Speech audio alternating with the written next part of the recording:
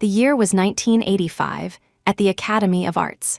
"Professor Sterling, I have filed for divorce.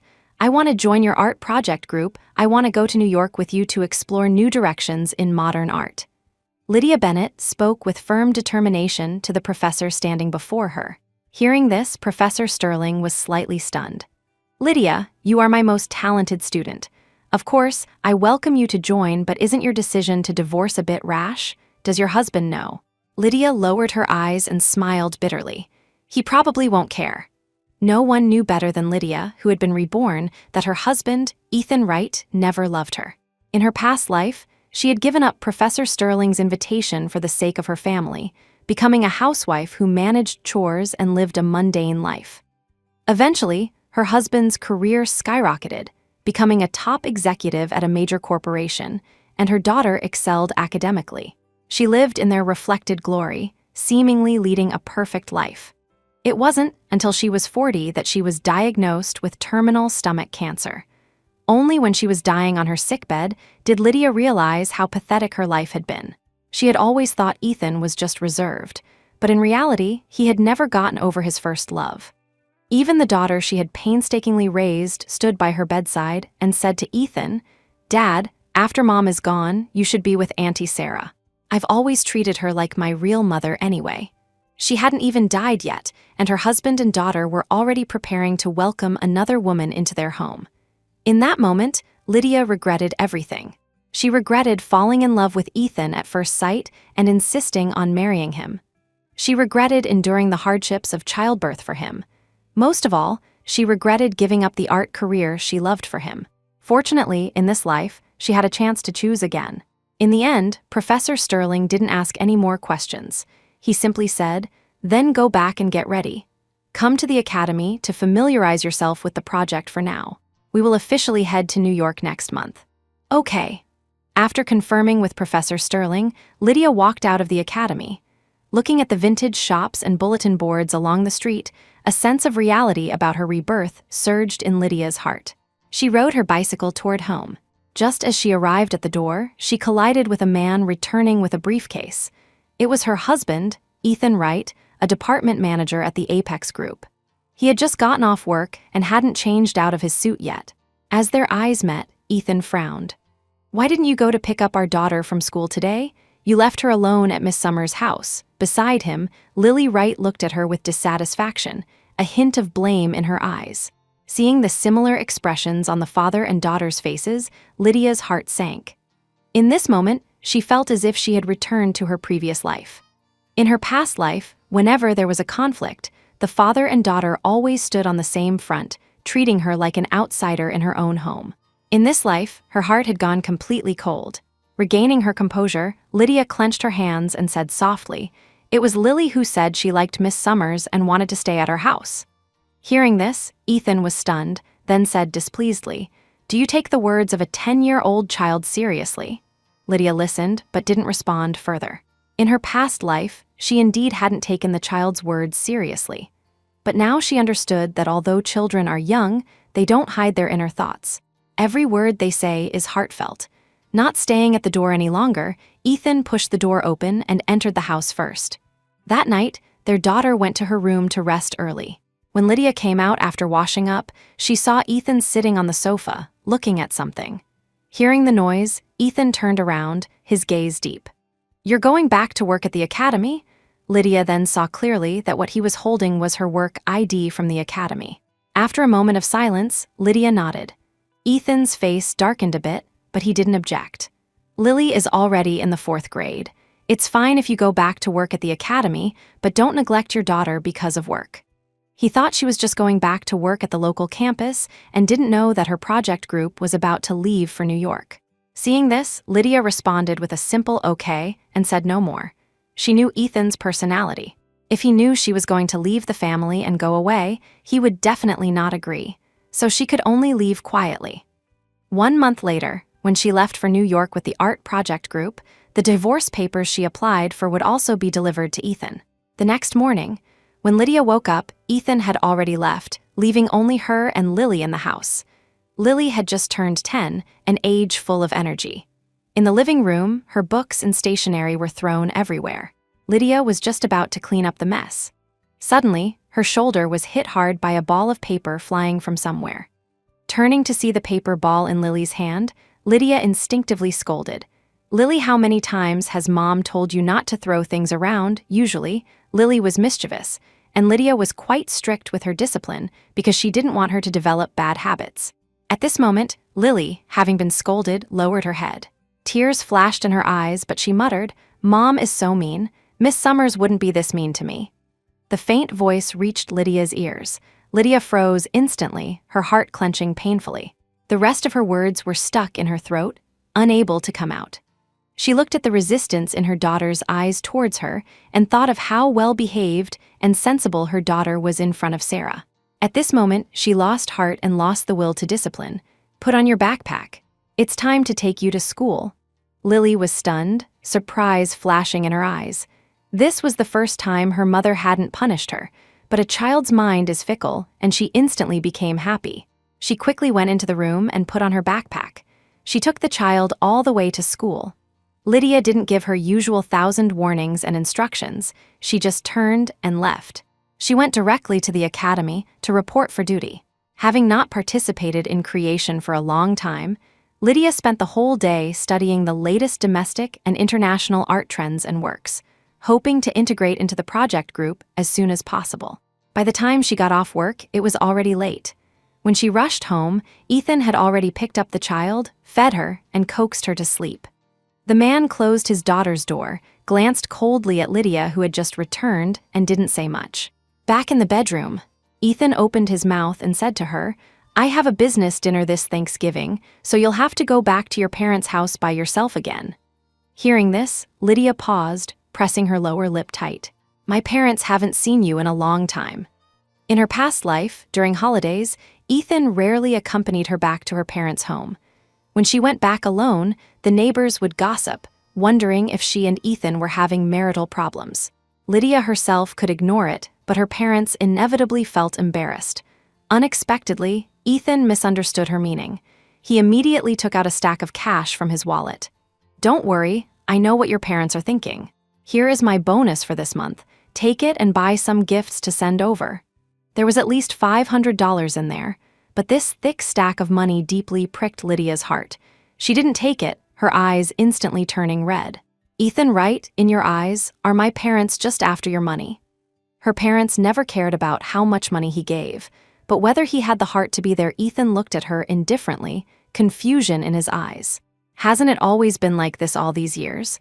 What's wrong with you today? Take it, I have things to do tomorrow." After speaking, he placed the money directly on the table and turned to go wash up. It was always like this. Lydia's anger and emotions were like punching cotton. He had no reaction. In her past life, Lydia thought this was his maturity and steadiness. But now she understood it was simply that he didn't care. He never cared about her joys, sorrows, or anger, so he remained indifferent. Her chest felt like a giant stone was pressing on it, making Lydia almost unable to breathe. Until she caught a glimpse of the calendar hanging on the wall. Lydia Bennett, just endure it a little longer. Only 25 days left. After comforting herself this way, she gradually calmed down. A night of sharing a bed but dreaming different dreams. The next morning, when Lydia woke up, Ethan had already left. She got ready as usual and took her daughter to school. On the way, Lily looked at the promotional posters on the roadside and suddenly asked Lydia, "Mom, what is love?" Lydia rode the bike without looking sideways and answered, "Love is when two people like each other and are willing to live together." Lily seemed thoughtful, then blurted out, "Then Dad doesn't like you, so why did he marry you?" The bicycle screeched to a halt. Lydia was struck by these words, freezing on the spot, her face pale, unable to utter a word. Yes, he doesn't love her, so why did he marry her? When they were introduced, she had fallen for Ethan at first glance, but Ethan had actually rejected her initially. It was she who actively pursued him, eventually getting him to nod and marry her. Lydia in her past life always thought her persistence had paid off. But living a second life, she realized that if a man doesn't like someone from the start, even if they reluctantly marry, they won't fall in love with them. After a long silence, Lydia turned to look at her daughter. "Lily, if your dad and I divorce, that means we separate and won't live together anymore. Who would you choose?" Lily answered without thinking, "Dad, of course." The childish voice pierced Lydia's heart like a needle. The daughter she had carried for 10 months and raised with care had no attachment to her whatsoever. Lydia turned back, the cold wind blowing against her face, drying the tears in her eyes. She started pedaling the bicycle forward again. "Okay, I understand." After work that afternoon, Lydia packed things to take her daughter to her parents' house. Unexpectedly, Lily refused to go. "I don't want to go. Grandma's house isn't fun at all. I can go stay at Auntie Sarah's house." She made no secret of her affection for Sarah. A strong sense of powerlessness hit her. Lydia stared at her. "Have you thought this through?" Lily nodded vigorously. "Of course." Lydia lowered her eyes. "Fine." Immediately, she took Lily directly to Sarah Summers' house. Before leaving, Lydia went to a payphone to call Ethan and inform him of the matter. Hearing this, Ethan's tone became gloomy. "Nonsense, how old is Lily? You repeatedly dump her at Miss Summers' house. You are causing trouble for Miss Summers, Miss Summers, Miss Summers." Every word Ethan spoke was in consideration for Sarah. Lydia gripped the receiver, and after a long while she said hoarsely, "The child refused to go with me. What could I do?" Ethan sneered, "I think you just want to save yourself trouble and don't want to take care of the child." For so many years, Ethan had been busy with work and rarely at home. She was the one who raised the child alone. Lydia's heart twisted into a knot. She didn't understand how he could say such things, but the words of defense reached her lips and couldn't come out. In the end, with red eyes, she swallowed all the grievances and pain in her heart and simply said, "Anyway, I've already dropped the child off at Sarah's. Pick her up when you have time." After speaking, Lydia hung up the phone directly, ignoring Ethan's reaction on the other end. Then, holding back tears, she took a 2-hour bus ride back to her rural hometown. Seeing Lydia return alone, Mr. and Mrs. Bennet were stunned. "Why are you alone this year? Where is Lily?" Looking at her parents' expectant yet disappointed eyes, Lydia's heart ached terribly. She clutched the luggage bag in her hand and finally summoned the courage to say, "Mom, Dad, I plan to divorce Ethan. He gets custody of the child. In another 15 days, I will be going to New York with my old project group to pursue art creation." She said it all in one breath. Then she lowered her head, nervously waiting for her parents' scolding. After a long wait, what came was a gentle hug from Mrs. Bennet. "Oh, my girl, you've suffered too many grievances these past years, haven't you?" Mr. Bennet puffed on his pipe and sighed silently. "We've seen his attitude towards you all these years. Divorce if you want to divorce. Dad supports you. Don't worry about the gossip outside. As long as you are happy, that's more important than anything." Her parents' understanding and support caused Lydia's barely held together composure to collapse instantly. Dropping her luggage, she could no longer hold it back.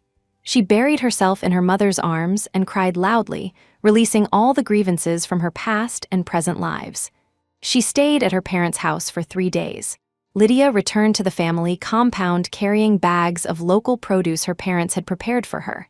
Unexpectedly, just as she arrived in the yard, Lily, who was playing, suddenly looked panicked upon seeing her and rushed up, spreading her arms to block her. "Mom, you can't go in." Having sat on the bus for 2 hours, Lydia was exhausted. "Stop it. Let Mom inside." "No, you just can't go in." Lily's eyes darted around, but she stubbornly refused to let her pass. Lydia's brow twitched. She pushed Lily aside and strode inside. When she reached the door and saw the scene inside, Lydia's body froze, her pupils contracting sharply. Inside, on the sofa, Ethan had his back to her, and Sarah was sitting beside him. A smile on her face, Lydia's face went pale.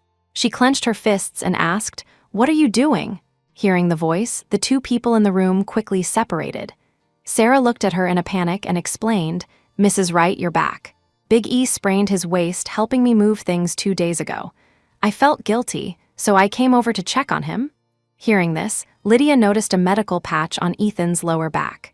But their behavior just now, how did that look like ordinary friends?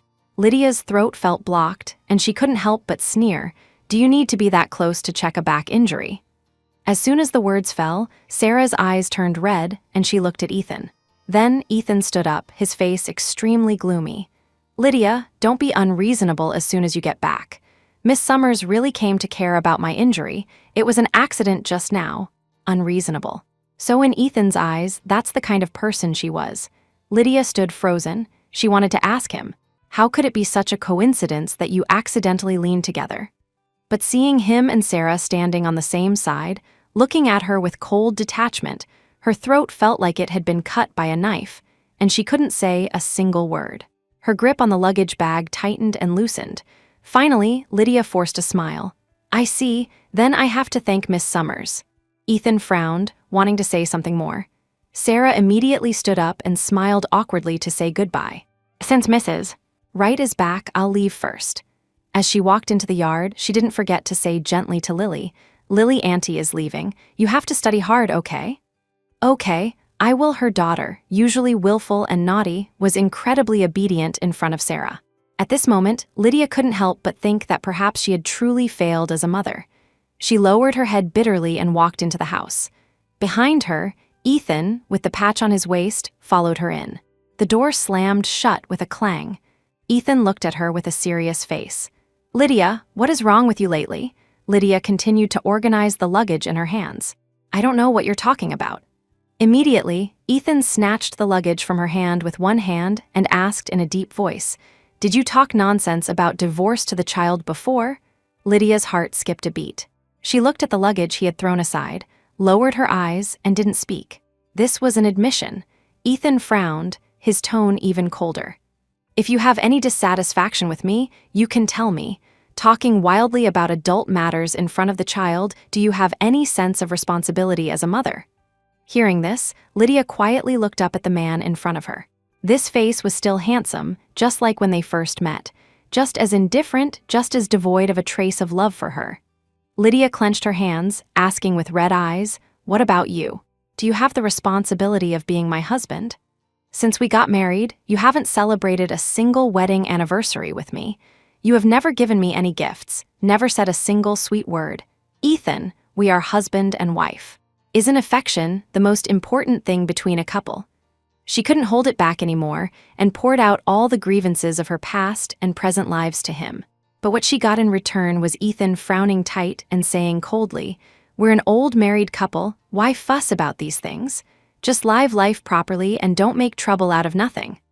All the bitterness was stuck in her throat. At this moment, Lydia's heart completely fell into an ice cellar. Because the old married couple status he disdained now, 20 years later, he gave to Sarah. In her past life, when she was lying on her deathbed with a terminal illness, she heard the father and daughter discussing buying a Valentine's Day gift for Sarah, knowing Sarah's preferences like the back of their hands. Her heart twisted into a knot bit by bit, and even breathing brought a stinging pain. But Lydia opened her mouth and finally just nodded. Okay, I understand. She had thoroughly realized that, in both lives, he really never loved her. There was no point in arguing anymore. Fortunately, in 10 days, she could leave. For the next few days, Lydia basically worked overtime at the academy. But apart from picking up the child from school, Ethan kept everything else as usual. That evening, Lydia had just finished helping Lily with her homework. After cleaning everything up, she returned to the bedroom exhausted. As soon as she entered the room, she heard Ethan's reprimand. How many times have I said, don't neglect the family because of work? Look at you, coming back so late every day. What will your academy stop running without you? I was home these past few days, but if you continue like this, I think you should stop working and just stay home, the usual commanding tone. At this moment, Lydia felt less like his wife and more like his subordinate. This was the mode of their marriage for nearly 20 years in her past life. Lydia stared at his medical patch. She didn't want to argue with him anymore, so she just sighed. Okay. Since the last argument, she no longer held any expectations of him. Seeing her rare compliance, Ethan's expression improved a lot, and he said, Tomorrow I have to go to the hospital to re-examine my back. Come with me? Lydia didn't refuse and nodded yes. Then, she stepped forward and began to help Ethan take off his jacket. Since Ethan had difficulty moving due to his back injury, she had been helping him these past few days.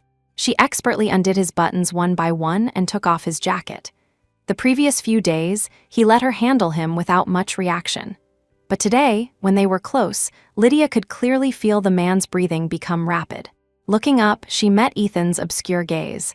Having been married for many years, Lydia naturally knew what Ethan wanted to do. but just as he was about to press close to her body, she stepped back first. "It's late, let's sleep." Turning off the light, Lydia got into bed and lay down with her back to Ethan.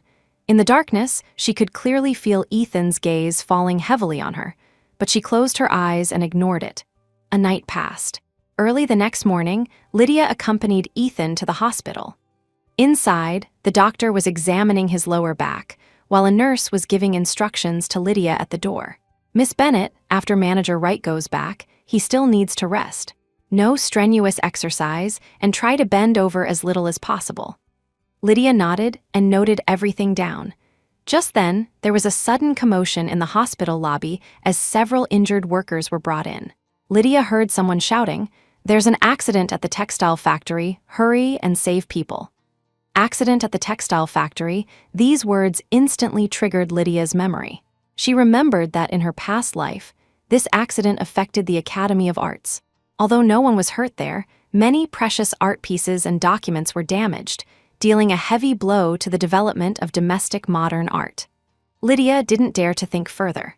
Burning with anxiety, she ignored the fact that Ethan was still being examined and ran outside, arriving at the accident scene. It was chaotic. Due to the wind direction, the fire was already spreading toward the academy. Everyone was running out in panic. Only Lydia ran against the flow of people toward the academy. "Hey, Miss Bennett," someone shouted behind her, but she couldn't care less.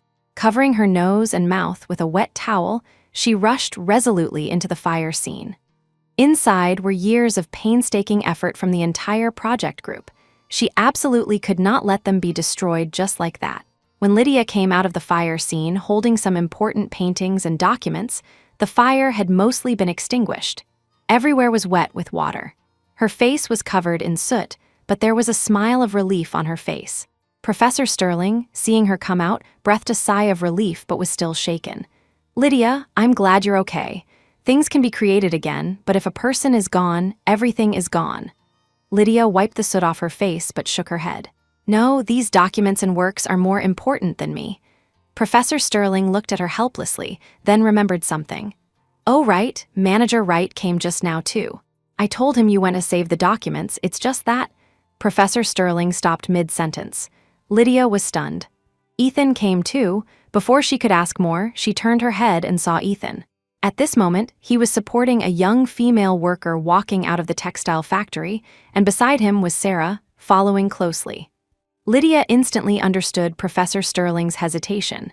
It's just that. Her husband was in a hurry to save another woman.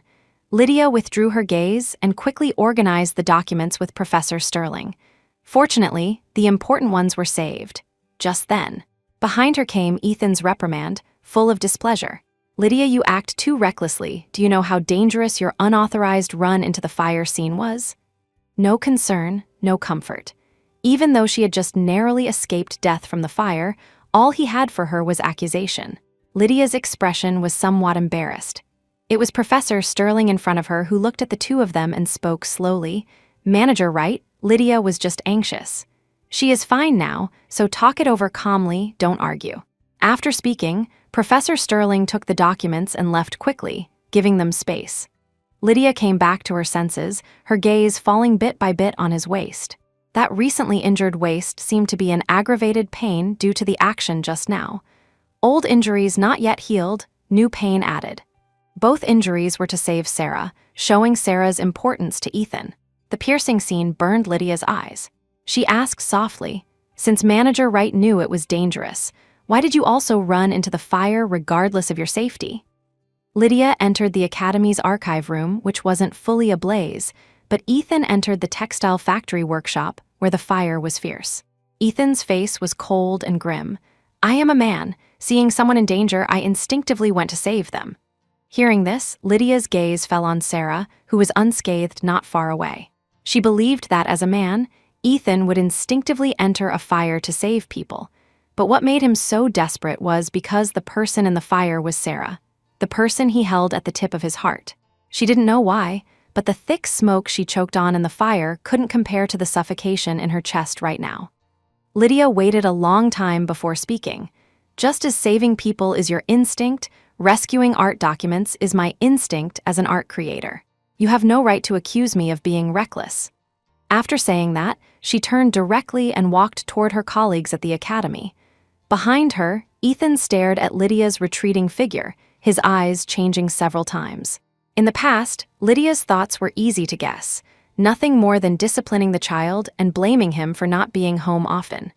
But now, he couldn't see through what she was thinking at all. In his heart, there was a feeling that she was slipping through his fingers. Returning from the accident scene, Lydia took a shower and went back to the room, staring fixedly at the calendar. 3 days later, it was her daughter Lily's birthday. 8 days later, it was the time for Lydia to go to New York, and also the day her divorce agreement with Ethan would take effect. The door creaked. Ethan pushed the door open and entered. Seeing her lost in thought staring at the calendar, he assumed she was looking at their daughter's birthday. He reminded her in a deep voice, "Lily has been talking about wanting a new easel for a long time. Remember to buy one for her on her birthday." Lily liked painting, and Lydia had always supported her hobby.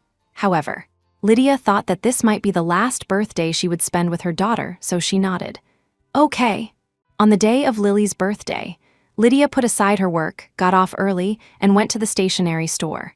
She carefully selected the best quality easel and bought some brushes and paints, ready to celebrate properly for her daughter.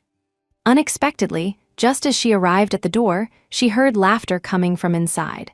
Pushing the door open, she saw that in the living room, Ethan and Sarah were already playing with new art supplies with Lily. In this moment, it seemed like they were the happy family of 3. Hearing the movement, the 3 pairs of eyes turned in unison. Sarah immediately stood up tactfully. "Mrs. Wright is back. Perfect. Let's celebrate Lily's birthday together." The tone of these words made her seem even more like the mistress of the house. Ethan explained, "Miss Summers brought an easel early. Lily was anxious to have it, so we didn't wait for you to start celebrating." "It's okay, I came back late." Lydia walked over, placed the art supplies she bought on the table and opened them, ready to use them together. Who knew that as soon as she opened it, Lily took one look and immediately pouted. "The easel Mom bought isn't as pretty as the one Auntie Sarah bought. I don't like it." Saying that, she pushed with her hand. With a crash, the easel Lydia had carefully selected fell heavily to the ground, falling apart just like her heart at this moment, shattered into pieces. The atmosphere in the room instantly fell silent. Lydia stared at the broken easel on the floor, unable to recover for a long while. Ethan immediately frowned, his face stern as he scolded. "Lily, what are you doing? Apologize to Mom right now." Sarah also tried to smooth things over. "Mrs. Wright, the child surely didn't mean it. Don't take it to heart." With one word after another, they defended Lily, making Lydia seem even more like an outsider. Lily, with her small figure sitting on the stool, pouted and muttered softly, "I just don't like the easel Mom bought. What did I do wrong?" Seeing this, Lydia clenched her hands and finally sighed softly. "It's okay. If you don't like it, we won't use it." She crouched down and began to pick up the easel she had bought, piece by piece. After cleaning up, Lydia dropped a phrase, "You guys play," and turned into the room. Outside, Ethan looked at her silent back, the feeling that something was wrong growing stronger. After hesitating for a moment, Ethan chased her into the room. Closing the door, he sighed, "Lily acted wrongly, but today is the child's birthday after all. Why are you holding a grudge against her? It's just an easel. Buy her another one next year." Lydia stood with her back to him, not making a sound, but tears fell. There was no next year. In this life, she didn't want to do such thankless tasks anymore. Lydia hummed an acknowledgement and simply said, "I'm just too tired. You guys play." Ethan looked at her steadily for a few moments before turning to leave. The next morning, Lydia got up as usual, planning to take Lily to school as usual, but when she got to the bedside, she couldn't wake the child for a long time. Touching her forehead, she discovered Lily was burning up. Lydia's face changed. She immediately called Ethan, and together they carried the child to the hospital. City Hospital Pediatrics Department. After the doctor diagnosed and put the child on an IV drip, he asked, "It's acute tonsillitis. What did the child eat?" Lydia thought for a moment and told the doctor everything she had prepared for Lily yesterday. Pausing, she remembered something else. She ate an ice cream yesterday. As soon as these words came out, Lily, whose face was still flushed on the hospital bed, immediately screamed in a high-pitched voice, "Impossible, it definitely wasn't the ice cream Auntie Sarah bought me." It must be a problem with the food Mom gave me. Lydia froze instantly, her eyes full of disbelief. Lily liked Sarah so much. To protect Sarah, she actually blamed the cause of illness on her own mother. A chill spread from the soles of her feet to her heart. Lily was, after all, flesh of her flesh. Even though she had trampled on Lydia's goodwill last night, seeing her sick this morning, Lydia had been busy running around, burning with anxiety. But Lily used her actions as a knife, time and time again, stabbing fiercely into Lydia's already scarred heart. Hearing this, the doctor's tone darkened with blame. You, as a mother, are too careless. The child's tonsils are prone to inflammation, yet you let her eat ice cream. Be more careful in the future. Okay, thank you, doctor. After seeing the doctor off, Lydia quietly glanced at Lily, who dared not look at her. She didn't say much more, picked up her bag and stepped to leave. Unexpectedly, as soon as she turned around, she ran into Ethan returning from paying the fees. His face darkened immediately. The child is still sick. Where are you going? Lydia took a deep breath and met his displeased gaze. Aren't you on leave today? With you here at the hospital to take care of the child, I'm going to work. Hearing this, Ethan's face turned even darker and heavier. Lydia, your daughter is lying in the hospital, and you have the mind to go to work. Hearing this, Lydia's heart sank continuously. But before she could reply, Lily on the bed spoke up. Dad, Mom is so mean, so scary. I don't want her to keep me company. I want Miss Summers to come keep me company. The child's weak voice echoed in the silent ward. Ethan frowned, his expression changing. Lydia forced a slight smile, saying nothing more, and walked directly around him to leave the ward. She had now clearly realized that the hearts of the father and daughter were not with her. No matter how much she did, it was futile. She might as well put all her thoughts solely into artistic creation. Half an hour later, at the academy, just as Lydia stepped through the main gate, she saw Professor Sterling walking over with a hurried expression. Lydia, the academy lost a lot of equipment and materials in the fire last time. It's difficult to continue creation here. So go back and pack. We've decided to go to New York ahead of schedule. When do we leave? Tomorrow morning, the 10 o'clock train. Lydia was stunned for a moment, then nodded. Okay. The date was 2 days earlier than originally planned. Good. Leaving earlier is good too. That afternoon, Lydia didn't go to the hospital, but went to the Civil Affairs Bureau. She asked the staff, Comrade, hello. I would like to ask, has the divorce agreement I applied for on September 5th been approved? The staff checked her documents and, after searching through the registry, quickly gave her the answer. It has been approved. The divorce file has been sent to your husband's work unit. Tomorrow, the unit leaders will personally hand it to Manager Wright. Okay, thank you. At this moment, the heavy stone that had been in her heart for a long time finally landed. Then she went to the post office and informed her parents about going to New York early. After hanging up the phone, Lydia went directly home. She entered the room, opened the wardrobe, and packed her luggage. While packing the deepest part, a white dress caught Lydia's eye.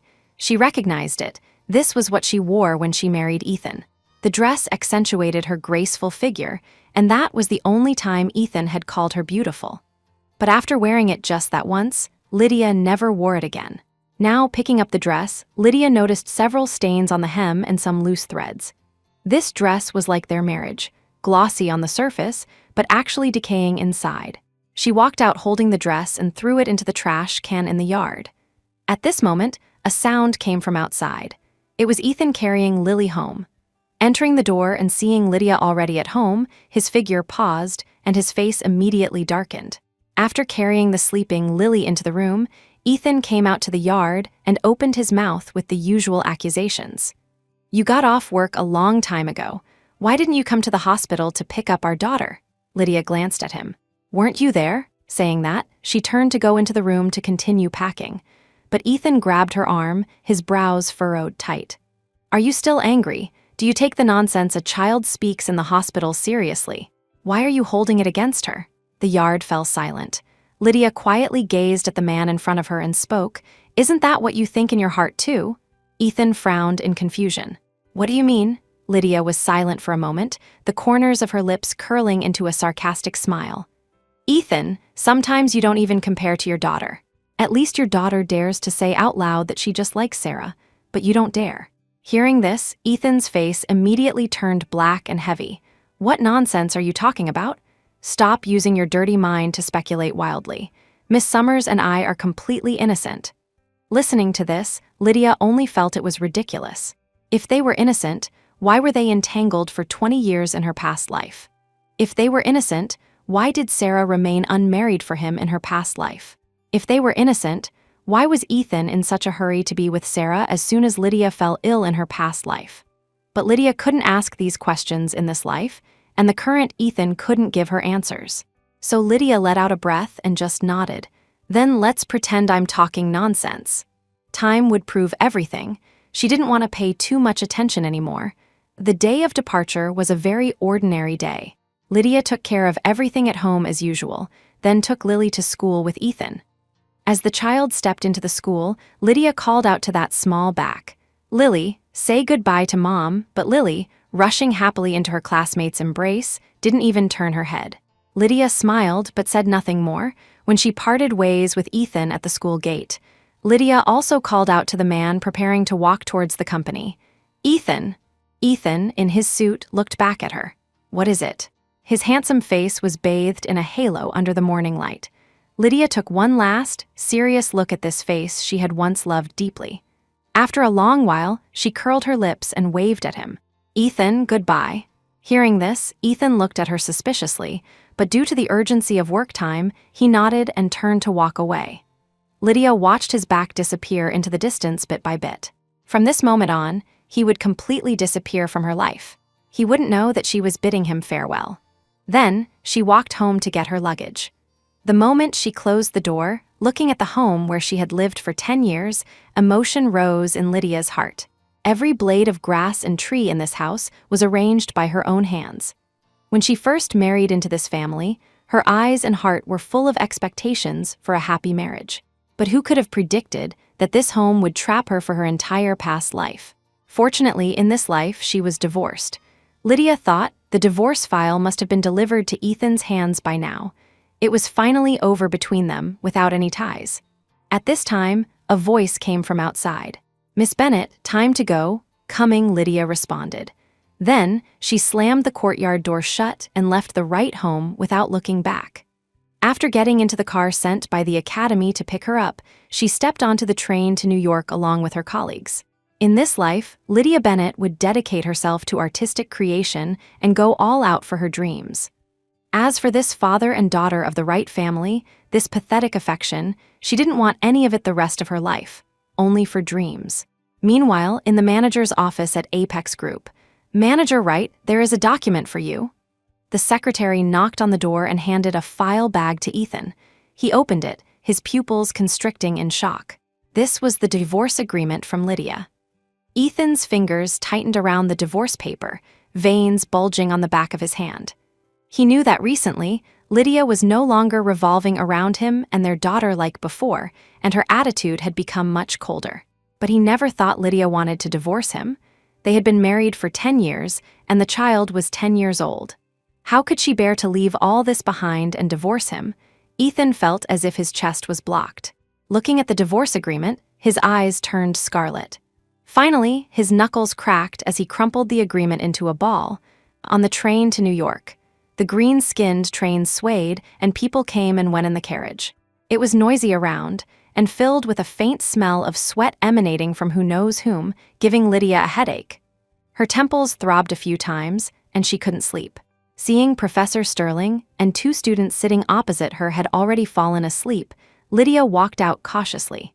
She wanted to go to the connection between train cars to get some fresh air. But as soon as she opened the door, she saw a tall man smoking. He lowered his head, took a drag, and exhaled a cloud of white smoke.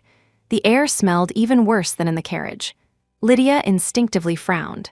At this moment, the man also noticed someone had intruded. He extinguished the cigarette, and his sharp gaze shot over. Only then did Lydia see his face.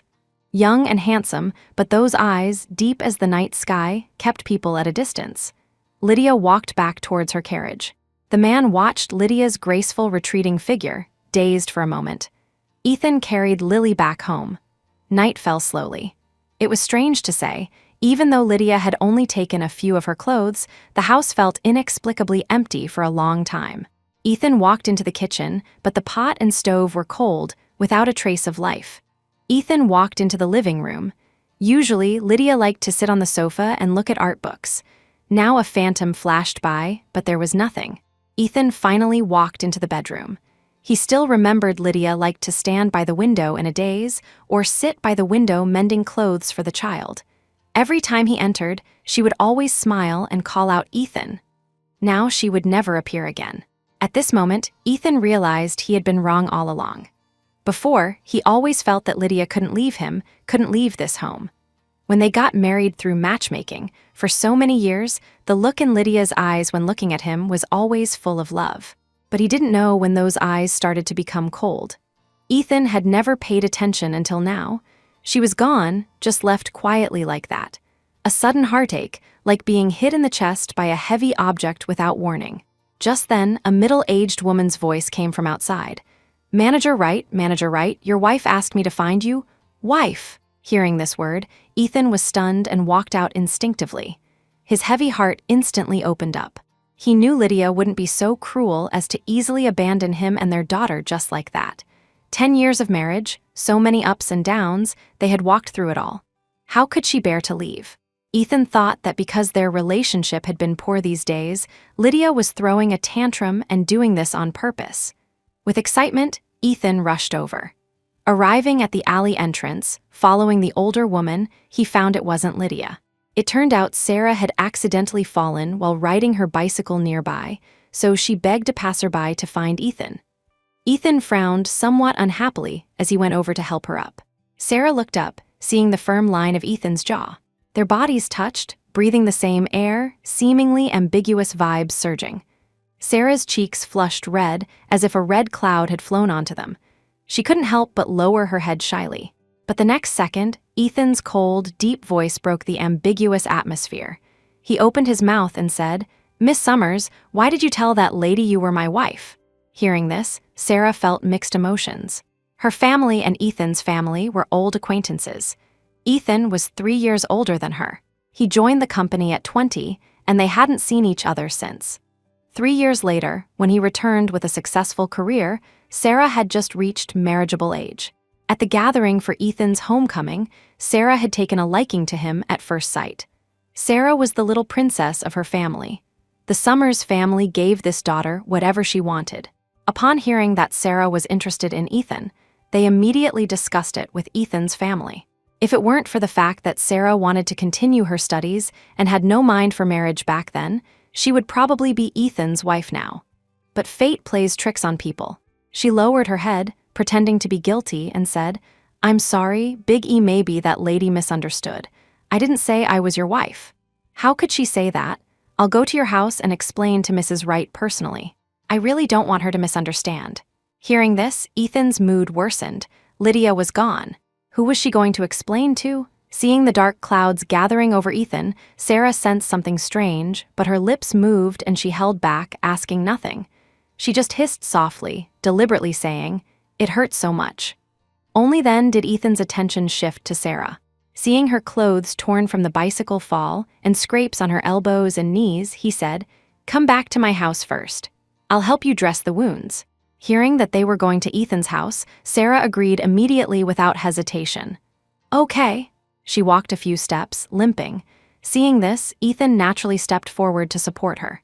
Sarah held Ethan's arm, acting intimately, and an uncontrollable smile appeared on her lips. Since the place she fell wasn't far from Ethan's house, they soon entered the yard. The lights were on inside. Even though they were at Ethan's door, Sarah insisted on being affected. "Big E, Mrs. Wright won't be angry seeing me, right?" Ethan's tone became even more sullen. "No," she left. Sarah raised her eyebrows in surprise, feeling like a fire was kindling somewhere in her chest. She swallowed and quickly asked, "What do you mean left? Big E, what are you saying?" Ethan's fingers clenched, and his gaze turned gloomy. She filed for divorce and left. This news was like a thunderclap exploding in Sarah's ears. Immediately after, she felt an unprecedented sense of relief. Now everything had changed. There were no academic obstacles, and Lydia sensibly wanted a divorce, so her being with Ethan was a matter of course. Sarah could no longer suppress her wavering thoughts. She tightened her fingers, steeled her heart, closed her eyes, stepped forward, and actively embraced Ethan's sturdy waist. She rested her head on Ethan's chest, feeling his solid muscles and heavy breathing. "Big E, actually, I've liked you for a long time. Since Lydia left, let me take care of you and Lily from now on." She felt Ethan's rough, calloused, strong hands cover hers. She thought Ethan accepted her confession, but she didn't expect the next second. Ethan slowly peeled her tightly clasping fingers apart bit by bit. His face was overcast, like the sky before rain, layered with dark clouds. When he opened his mouth, no pleasant words came out from his thin lips. "Miss Summers, I am a married man with family responsibilities. What are you doing? Wrecking someone's family?" Sarah was stunned, first bewildered by this tough speech, then a strong sense of grievance rose in her heart. Sarah looked sadly at Ethan's resolute face, unable to suppress her inner emotions any longer. "Big E, you weren't happy with Lydia anyway. Why can't you look forward? Look at me. I know you don't love Lydia. You two were just a helpless choice back then. I also know that in your heart, you've never gotten over me." Ethan's thick black brows furrowed, and he interrupted quickly. "Who said I was a helpless choice? And who said that in my heart, I never got over you?" This counter question left Sarah frozen on the spot. No one had said it, but feeling how Ethan took care of her family, it couldn't just be out of the kindness of his heart, right? Wasn't it feelings for her? But Ethan's next words shattered Sarah's self-righteousness completely. He said, "Never. Our business ended 8 years ago. I have my family now, and I hope you can find your own happiness too." Sarah felt like she had been struck by lightning hearing this. Big E, but Ethan didn't give her a chance to continue. Instead, he quickly issued an eviction order. "I'm sorry, I think it's more appropriate for you to go to the hospital yourself. After all, it's late, and you being in my house, a lone man and woman, isn't appropriate." Sarah wanted to say it wasn't necessary, but seeing Ethan's dark face, she knew that saying more would be a mistake now, so she turned away. She felt somewhat dejected, but also some excitement rising. After all, Lydia was gone. Ethan was a man in his prime, and Lydia's child liked her so much. Given time, she would surely walk into Ethan's heart, Sarah thought confidently. Sarah left limping. Ethan returned home alone. With Lydia gone and no cooking done, Lily was very hungry, clamoring for food. "Dad, I'm hungry, cook for me." Ethan picked up the child and asked her, "What do you want to eat?" Lily rubbed her eyes and said, "I want to eat food made by Mom." After all, the child had eaten meals cooked by Ethan before. They were truly awful. At this moment, Lily missed Lydia's cooking immensely, but Lydia had left, missing her was useless. Helpless, Ethan could only take her to a neighbor's house to eat a bit. Usually, Lydia handled everything at home. Ethan basically didn't need to worry about much. But now that Lydia was gone, and he had to do everything himself, Ethan realized how difficult it was for Lydia in this house, and his guilt towards her increased a bit. A night passed. In the morning, the sun rose, and Lydia woke up. The night on the train was extremely difficult. She slept poorly and had a backache. Lydia stretched to loosen up her muscles, then looked out the window. The rails and wheels collided, making a clanging sound. Not long after, someone shouted, "Ahead, arriving at New York Station." "We're here, Professor Sterling," and the two students got excited upon hearing this. Sitting on the train for a day and night was truly tiring. The four of them got off the train carrying their luggage. At the exit, colleagues from the local academy came to pick them up. They sent a car and took Lydia and her group to the arranged accommodation, the dormitories of the Art Academy in New York. Pushing the door open, it was a bright and clean room. Not big, simple, but Lydia liked this shelter very much. She looked at the room, planning in her mind. "Place an easel here, the curtains are too old." Lydia planned to change them for new ones. Thinking like this, Lydia felt that life ahead had hope. But on the other side, Ethan and Lily's life was a mess. Without a woman in the house, he, a man, couldn't handle many trivial matters at all. Every day, Lily went to school looking unkempt. Sarah wanted to use this opportunity to curry favor, but she had never done housework. While Ethan was away, she cooked for Lily twice. Once, the porridge was burnt. Another time, the stir-fried vegetables weren't cooked through, and Lily vomited and had diarrhea, ending up in the hospital. Sarah panicked instantly and rushed Lily to the hospital. In anxiety, Ethan rushed over. He frowned and asked Sarah urgently, "What happened?" Sarah clutched the corner of her shirt, stammering, Lily has food poisoning. Ethan's face became even darker. Sarah quickly tried to fix it. But it's nothing serious now. Ethan quickly entered the ward. His daughter lay on the bed, on a drip, her face pale. Seeing Ethan arrive, she slowly opened her eyes. "Dad, I miss Mom. Why isn't Mom back yet?" Ethan's throat was dry. He swallowed. He didn't know how to tell his daughter that Lydia had left them, so he just touched her forehead. "Mom is on a business trip." Lily asked urgently, "When will Mom be back?" She really missed Lydia. Ethan hesitated for a moment, finally saying, "I don't know either." Lily's expression was instantly filled with disappointment. Ethan asked again, "Does Lily want to find Mom?" Lily nodded like pounding garlic, and her eyes became moist. In the past, when Lydia was around, Lily always felt that Mom was too strict with her, always controlling her. She would be criticized for not painting well, scolded for sleeping in, and talked to for being a picky eater. Basically, this wasn't allowed, that wasn't allowed. At that time, Lily didn't know Lydia was doing it for her own good. She just felt Mom was too annoying, nagging all the time. And when Lily went to school, Sarah was so good to her at school.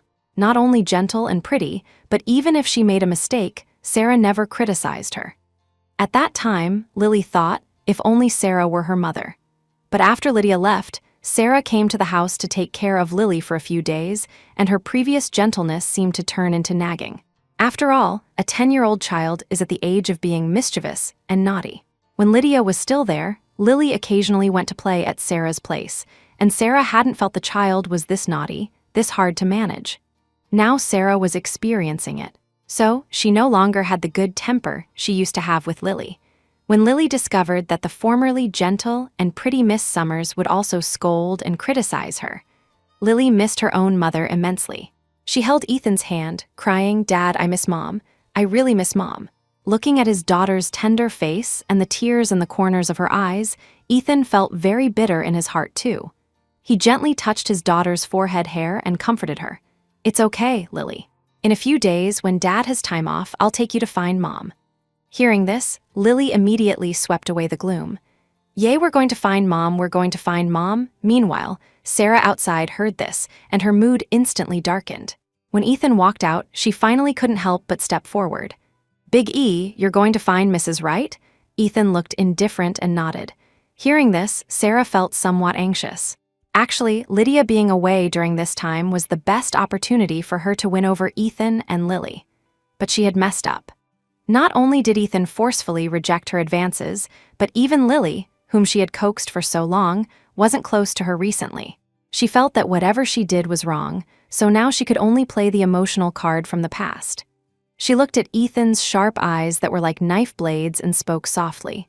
"Big E, I often think, if fate hadn't played tricks back then, maybe we would have formed a happy family by now. We would have 1 or 2 children, and I would take care of the family with my heart, instead of abandoning you and walking away like Mrs. Wright." Sarah thought that saying this would move Ethan. Unexpectedly, his thick black brows furrowed, and the words he spoke chilled Sarah even more. "The past is in the past. But," Sarah didn't want to give up, "we clearly still have a chance. Big E, can we?" "No," Ethan said coldly, as if he were a different person. He continued, "Before, considering that your family and mine were old acquaintances, and your father died early, I thought I should take care of you and your mother more. But this does not mean I have romantic feelings for you.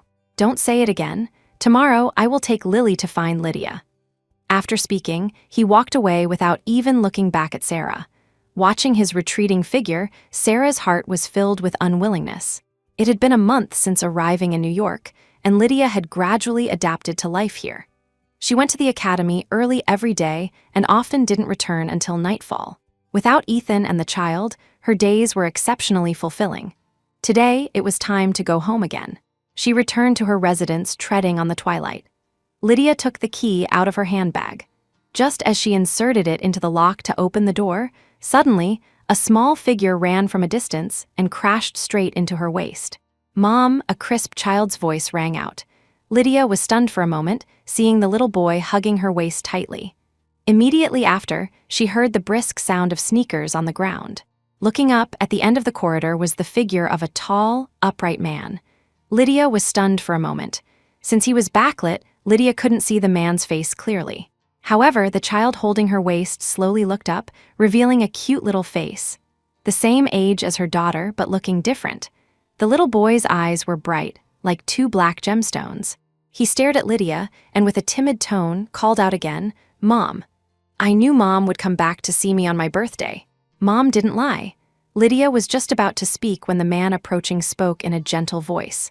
"Sonny, stop shouting nonsense. Let go of the auntie quickly."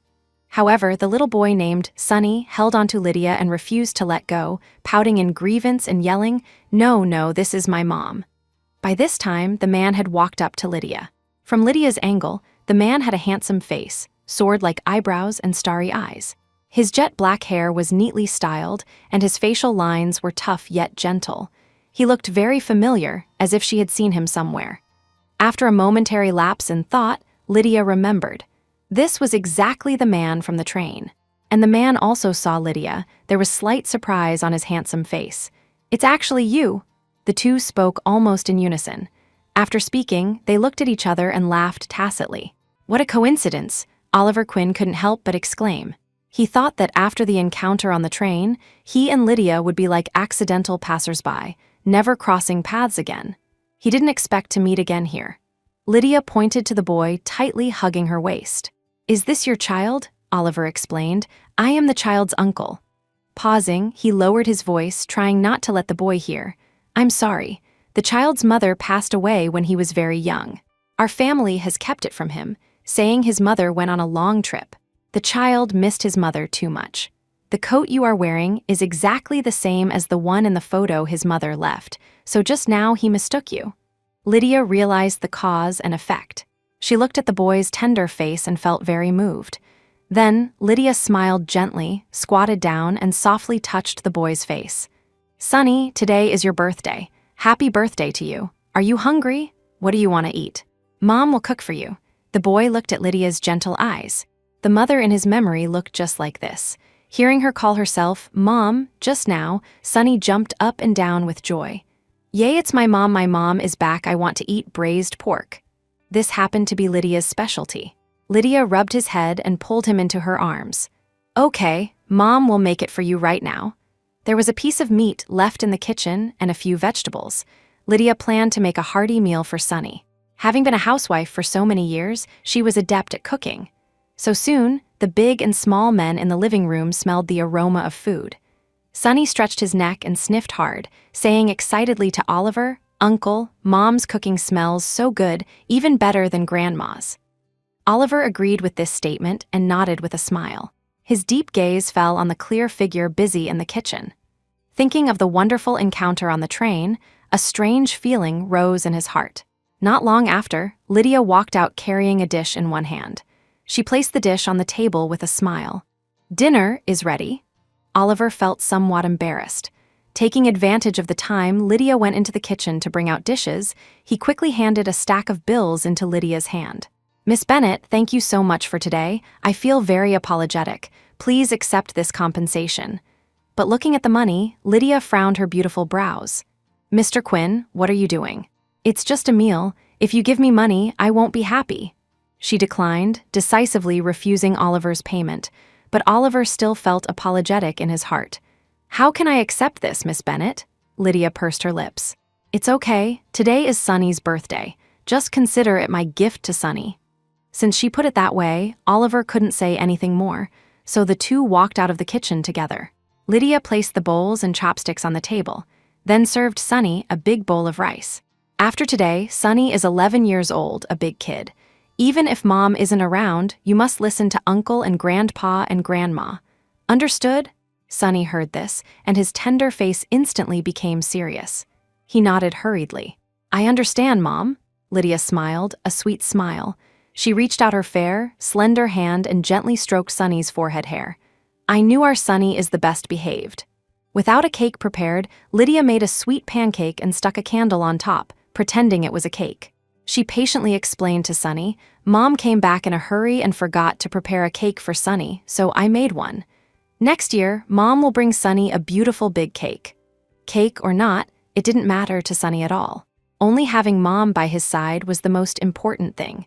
He threw himself into Lydia's arms, his eyes wet. I like Mom's cake, and I like Mom. Mom, don't leave Sunny again in the future, okay? A child's sincerity is always the most moving. Listening to Sunny's words, Lydia felt a little sour in her heart. Thinking of her own child, Lily, who truly despised her as a mother, she felt mixed emotions. On Lily's birthday, the large easel Lydia carefully selected wasn't liked at all. But now, facing a pancake casually made by her, just a fake cake with a candle, Sunny liked it so much that his eyes and brows were smiling. He clapped his hands happily, jumping up with joy. Sunny finally got to eat Mom's cake, eating Mom's cake. Lydia was infected by this happiness and gently curled her lips. At this moment, Lydia looked up and met a gentle and affectionate gaze.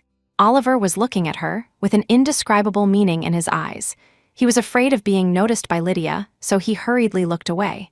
Lydia didn't mind. The two of them spent Sunny's 11th birthday like this. A child is a child after all. He got tired after eating. Lying on the sofa in Lydia's house, he fell into a deep sleep not long after. Oliver held Sunny in his arms, his tone full of gratitude. "Miss Bennet, thanks to you today." Lydia's smiling eyes curved. The dim light cast a ray of brilliance in her eyes, making them moving. "It was just a small favor. If Sunny misses his mom again in the future, bring him to me." Oliver nodded gratefully, then suddenly became curious about Lydia's identity. "By the way, Miss Bennet, since you also live in this Art Academy dormitory, are you a family member of a teacher here?" Lydia shook her head. "I am not." Unknown to him, Lydia had actually recorded the trivial matters of this family with such care and detail. But regarding herself, what she liked, not a single word was mentioned. There were many things among them that Ethan couldn't even recall saying, yet Lydia had noted them all down. Ethan felt very guilty, like a ball of cotton was stuffed in his throat. He couldn't spit it out or swallow it. There was only one thought in his mind: find Lydia as soon as possible, apologize to her, and bring her home. Meanwhile, in New York, at the Academy of Arts dormitory, Lydia had just come home from work and was about to go upstairs when she saw a small figure sitting on the stairs. He was leaning against the wall, obviously having fallen asleep while waiting for her. Some heartache welled up in Lydia's heart. She walked over gently. Just as she was about to pick Sunny up, he slowly opened his eyes. Seeing Lydia, Sunny's face immediately broke into a smile. "Mom, you're back. Sunny listened to Grandpa and Grandma very well today." Seeing Sunny, her mood also improved. She reached out to touch Sunny's head and praised him without hesitation. "Sunny is amazing. Is there anything you want to eat? Mom will make it for you." Sunny raised his head and said cheerfully, "Mom, Sunny wants to eat scrambled eggs." There happened to be a few eggs at home. Lydia held Sunny's hand and took him home. After being busy for more than half an hour, Lydia had prepared the meal. She brought it to the table and sat opposite Sunny. "Eat quickly." Sunny nodded heavily, obediently picked up his chopsticks, picked up a large piece of egg and put it in his mouth, chewing loudly. Lydia knew this was uncivilized behavior, so she corrected him. "Sunny, you can't smack your lips when eating." In the past, she often corrected Lily too, but every time Lily heard this, she would pout. "Mom, you are so annoying. Miss Summers said smacking lips isn't a bad habit, it shows the food tastes good." Lydia's brows would furrow deeply, and her tone would become serious. It is uncivilized and impolite. But no matter how she taught, the child always listened only to Sarah and continued doing as she pleased. But Sunny corrected this bad habit after being taught just once. Lydia felt very gratified. At this time, anxious shouts came from outside. "Sunny, Sunny," each call more urgent than the last.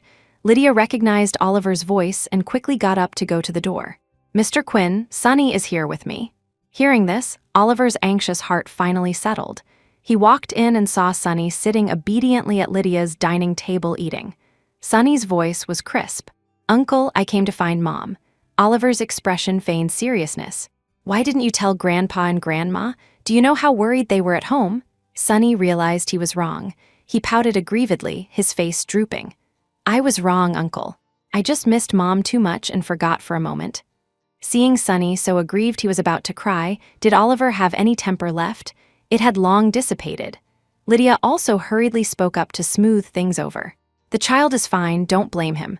Oliver nodded, then looked at Lydia, his gaze focused. Just as the word "thanks" left his mouth, Lydia interrupted him.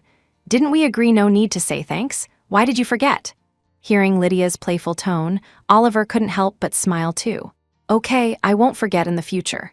From then on, Sonny often came to find Lydia, and in his heart, he treated Lydia as his mother. And Lydia was also very happy to have such an obedient child like Sonny. The Academy's project had been in a bottleneck period, unable to break through no matter what. That day, Professor Sterling gave Lydia a break. After being busy for so long, I know everyone is physically and mentally exhausted. Rest well at home for the next 2 days and come back when you are rested. Lydia refused without thinking. I don't need rest. The creation is at a critical stage now. But Professor Sterling insisted, the more you encounter a bottleneck, the more you need to relax. Keeping your nerves taut like this won't yield any results. Hearing this, Lydia relented. Okay, I'll listen to you. Pausing, Professor Sterling seemed to think of something. Lydia, you know Dr. Quinn at the hospital, right? Lydia knew Professor Sterling was referring to Oliver Quinn, so she nodded. I do. Is something the matter? Professor Sterling said truthfully. I want to ask him for a favor. Dr. Quinn's uncle is a very famous artist in France right now, also engaged in modern art creation. Currently, the level of modern art creation in our country is far behind Western developed countries. We lack many concepts and techniques here. I want to ask Dr. Quinn for a favor, to contact his uncle and see if he can send us some foreign art magazines. Lydia thought thoughtfully. I understand, Professor Sterling. When I meet Dr. Quinn, I will convey the message. When Lydia returned home in the evening, she was just about to go find Oliver, but Sonny was waiting downstairs for her as usual and enthusiastically invited her. Mom, I got 100 on the exam this time. Uncle said he could take me to the park to play. I want Mom to come with me. The child's eyes were eager and longing. Lydia didn't want to ruin the child's expectations, so she nodded and agreed. Okay, I'll go with you tomorrow. It was also a good opportunity to talk to Oliver properly about the favor. Sonny was very happy after hearing this, his little legs running away with a patter. The next day was beautiful, with bright sunshine and a gentle breeze. The train ride made people dizzy. At first, Sonny found the novelty of riding a train, something he hadn't experienced before, exciting. But after half a day, he completely lost patience, constantly clamoring to get off. Ethan coaxed him until he was mentally exhausted, finally surviving the day and night, and took the child off the train. Wait, the original text switches to Ethan and Lily here, but refers to the child as Sonny in my translation memory for the previous sentence. Correction, the original text switches perspective to Zhao Yu Ethan and Zhao Xuan Lily. Let me correct the context. Ethan brought Lily, not Sonny. Correction in narration flow, the train ride made people dizzy. At first, Lily found the novelty of riding a train, something she hadn't experienced before, exciting. But after half a day, she completely lost patience, constantly clamoring to get off. Ethan coaxed her until he was mentally exhausted, finally surviving the day and night, and took the child off the train. Looking at the bustling train platform, waves of emotion stirred in Ethan's heart. Finally arrived in New York, finally only a step away from Lydia. He held Lily in his arms, strode into the crowd with big steps. Just out of the station, Lily clamored about being hungry. Helpless, he could only find a restaurant first, coaxing her to eat, before picking up the address of the Art Academy dormitory. Ethan didn't tell anyone about this trip. After all, his wife leaving wasn't something glorious, and he had his pride as a man. Arriving in New York for the first time, being unfamiliar with the place, Ethan did something very luxurious, which was taking a taxi. A car drove by on the road, and Ethan quickly waved his hand. The driver got out, opened the door for Ethan and Lily, and then Ethan handed the driver a note. I want to go here. The driver glanced at the note and patted his chest. Leave it to me. Soon he got into the driver's seat, driving the car through the streets and alleys of the city. Before long, they arrived at the Art Academy dormitory, finally going to see Lydia again. Ethan could hardly conceal his excitement. Building 2, second floor, room 202, Ethan read aloud softly. Lily's tone was full of urgency. Dad, are we going to see Mom right away? Ethan rubbed Lily's face and smiled, telling her, Yes, Mom lives right over there. Let's go find her. He tightened his grip on the child's hand, leading her forward with big strides. Meanwhile, Lydia had just gotten up. She heard a knocking sound on the door. She opened it to find Sonny standing there. To go to the park with Lydia, he had specifically worn a new outfit today, a Boy Scout neckerchief around his neck, hair combed neatly, looking just like a little young pioneer. "Mom," Sonny's eyes lit up when he said this word. Lydia smiled gently. "Sonny, wait for me a little longer. Mom will come after washing up." Sonny nodded heavily and obediently. "Mom, Uncle and I will wait for you downstairs." After speaking, his little legs pattered away again. The child's vitality infected Lydia, instantly lifting her mood, which had been gloomy due to the lack of progress in her creation. Lydia went back to her room, changed into a beige trench coat, washed up, and walked out. Just downstairs, she saw a tall man from afar, holding a child's hand, walking towards her direction. At first, she thought it was Oliver and Sonny. Lydia was a bit nearsighted and wasn't wearing glasses today, so she instinctively narrowed her eyes. The closer the man walked, the more familiar his figure felt to Lydia. Over here, Ethan and Lily also saw Lydia. She was bathed in the morning light, her figure slender and tall, skin fair, like a blooming lily. In the past, toiling for the family had hidden her radiance, making Lydia lose her color. But now, without those complicated troubles, Lydia was calm and composed, like an elegant white swan. They had only been apart for just over a month, yet Lydia was so strange that Ethan didn't dare to recognize her. It was Lily who shook Ethan's arm excitedly. "Dad, look quickly, Mom is right there." The mother who used to be unkempt and always criticized her was now as beautiful as a fairy. She was almost stunned looking at her. There was no Sarah in her heart anymore, only her own mother. Just as Lily was about to call out excitedly to Lydia, another loud "Mom" rang out from behind Lydia. Both Ethan and Lily were stunned.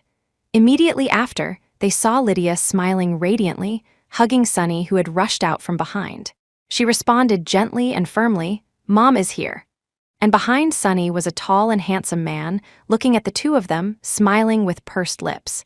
Seeing this scene for Ethan was no less than falling into an ice cave. Somewhere in his heart, it felt like a fire was lit, burning so much that he felt deep pain in his liver and brain. Lily was also stunned on the spot in astonishment. What did she hear and see? Another person was stealing her mother. Lily got angry, glaring, broke free from Ethan's hand, and rushed over recklessly. She grabbed Sonny's collar, trying to pull him away, shouting loudly, "She is my mom, not your mom. Let go of her quickly." Only then did Lydia see Lily. She hugged Sonny tightly. Her gaze shifted to the side, where Ethan stood. Ethan looked cold and grim, his gaze like condensed ice. He saw Lydia standing with another man, with a child, and the child was calling her mom. They looked exactly like a family of three. Ethan felt as if his whole body was frozen, stiff on the spot, unable to move a single step.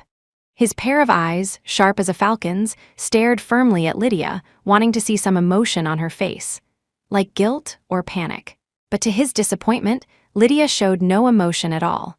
Her attitude was no different from before she left home, so calm that it seemed as if nothing in the world concerned her. But Lily absolutely couldn't calm down. Originally, Lydia was her mother alone, always revolving around her. At that time, she felt Lydia was truly annoying. But now, Lydia was so cold to her while holding another child in her arms. Lily couldn't stay calm. She sat on the ground and wailed, pulling at Lydia's pant leg. "It's my mom, I won't allow anyone to steal my mom." But Lydia just watched quietly, her heart feeling slightly sour. Thinking of her past life, she had painstakingly given up her dreams and poured her heart's blood into this father and daughter for 20 years, only to receive betrayal in return. Lydia felt a chill in her heart. Looking at Lily on the ground, she finally spoke, "Get up." Then, Lydia looked at Ethan not far away, her lips moving. "Why did you come?" Having seen all kinds of people in the hospital, Oliver's ability to observe words and expressions was superb. Soon, he saw that the relationship between this man with a chilling aura, the crying child on the ground, and Lydia was not simple. For a moment, he felt some panic and hurried forward, whispering, "Lydia, who is this?" On Lydia's face, there wasn't a ripple of emotion. She spoke calmly, "It's my ex-husband." The word ex-husband was like a sharp blade, stabbing fiercely into Ethan's heart. They had only been apart for just over a month. Was he already an ex-husband? But in front of outsiders, he didn't show too much emotion, just tightened his fingers slightly, imperceptibly. Now that Ethan and Lily were here, Lydia really couldn't accompany Sunny to the park. So she smiled kindly and said to Sunny, "I'm sorry, Mom can't go to the park with you today. Sunny, be good, go play with Uncle, okay?" Sunny listened to Lydia the most. Although unhappy, he could only nod heavily. But Oliver couldn't rest assured and tentatively called out Lydia. Lydia smiled frankly and pointed at Ethan. "Sorry, I have something to deal with now." Hearing this, Oliver didn't say much more. Instead, he picked up Sunny and comforted him softly. "Sunny, let's go play. Mom is busy now." Saying that, he took a deep look at Lydia, then walked away. When the two figures disappeared from the Art Academy dormitory, Lydia looked straight at Ethan. "Is there something?" Ethan felt as if his chest was clogged with mud. He asked unwillingly, "Why did that child call you Mom?" Lily also wanted to know the answer, looking up eagerly at Lydia, waiting for her reply. Lydia just said lightly, "He likes me and is willing to have me as his mom." Ethan looked at Lily's little face, crumpled in grievance, and his heart ached. He looked at Lydia and spoke solemnly, "Even so, you can't let another child call you Mom. Do you know how sad the child feels inside?" "Sad?" Lydia was quite surprised to hear this word. She never knew Lily would be sad about this. In the past, when she was still at home, Lily was only sad because Sarah wasn't her mother. Lydia looked at the dappled tree shadows cast on the ground, feeling somewhat powerless physically. What is there to be sad about? Doesn't she like Sarah? "Since I left, you fit perfectly together. Why come looking for me?" Lydia said these words not because she cared, but because she didn't care anymore, just didn't understand. Ethan frowned, his tone somewhat annoyed. "What kind of talk is this? You left without a sound, abandoning me and the child to come here. Do you have any awareness of being a mother and a wife?" Lydia felt somewhat angry inside too. "What do you mean by that?" "That I intentionally abandoned you," Ethan retorted, "didn't you?" Lydia looked at the handsome, stern man in front of her. Echoing in her mind were all her sacrifices for this family over the years. No life of her own, no career of her own, living with a loss of self. Now she just didn't want to repeat that life. Lydia shook her head, speaking with resounding force. "No, you are wrong. It wasn't me abandoning you, it was you losing me."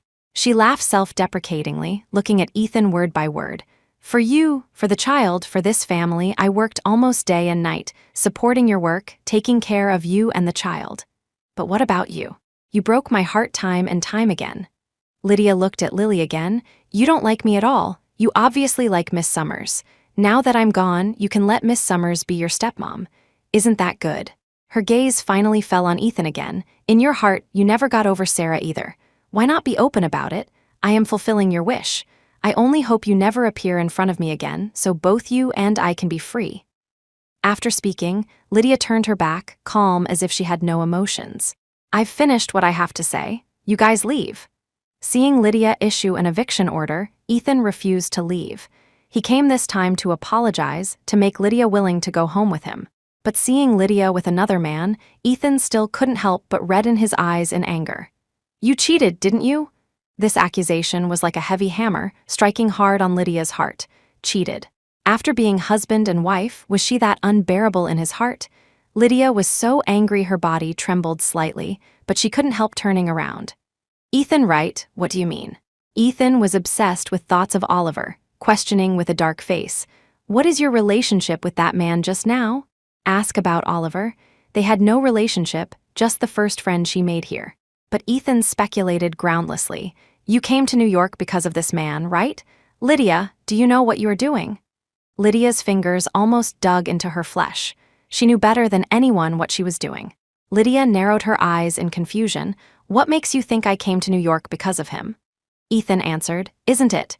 You are a married woman, yet you are so close to a strange man. Anyone would inevitably think in that direction." Hearing Ethan's words, Lydia felt only deep sorrow. She also felt it was completely unworthy for her past self. So he knew that as a married person, being too close to the opposite sex was abnormal. Then why, back in Cloud City, were he and Sarah so brazen? Lydia smiled self-deprecatingly. "So you understand everything. I thought you really didn't understand anything." Ethan's brows furrowed tight enough to lock. He was stunned for a moment and asked, "What do you mean by that?" Lydia spoke truthfully. "When you took care of Sarah like that, this is what you told me. You said you and Sarah were just old acquaintances, so you took care of her like that. Why didn't you think that I would think in that direction?" Ethan was stunned, standing there for a long time. Actually, he always knew Lydia was very unhappy about this matter, but he just felt it was no big deal. Anyway, he and Sarah were indeed innocent, indeed had no boundary-crossing actions. So, whenever Sarah had a need, he was always the first to help.